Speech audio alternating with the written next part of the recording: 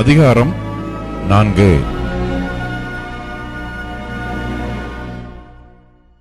யோனாவுக்கு இது மிகவும் விசனமாயிருந்தது.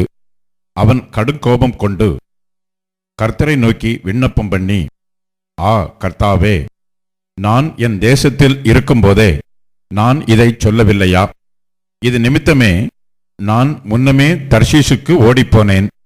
நீர் இரக்கமும் மன உருக்கமும் நீடிய சாந்தமும் மிகுந்த கிருபையும் உள்ளவரும் தீங்குக்கு மனஸ்தாபப்படுகிறவருமான தேவன் என்று அறிவேன்.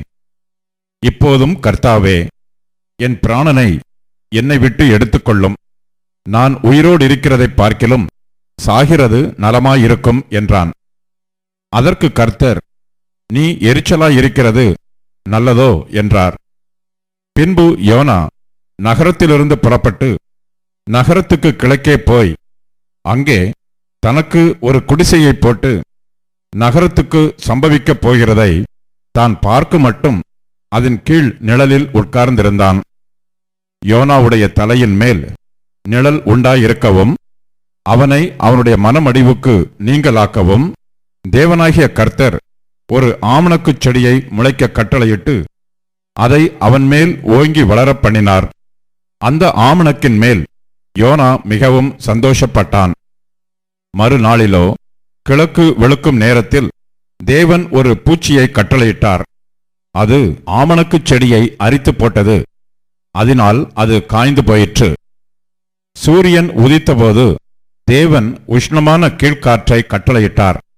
அப்பொழுது வெயில் யோனாவுடைய தலையில் படுகிறதினால் அவன் சோர்ந்து போய் தனக்குள்ளே சாவை விரும்பி, நான் உயிரோடு இருக்கிறதை பார்க்கிலும் சாகிறது நலமாயிருக்கும் என்றான். அப்பொழுது தேவன் யோனாவை நோக்கி, நீ ஆமணக்கு நிமித்தம் எரிச்சலாயிருக்கிறது நல்லதோ என்றார். அதற்கு அவன், நான் மரண பரியந்தமும் எரிச்சலாயிருக்கிறது நல்லதுதான் என்றான்.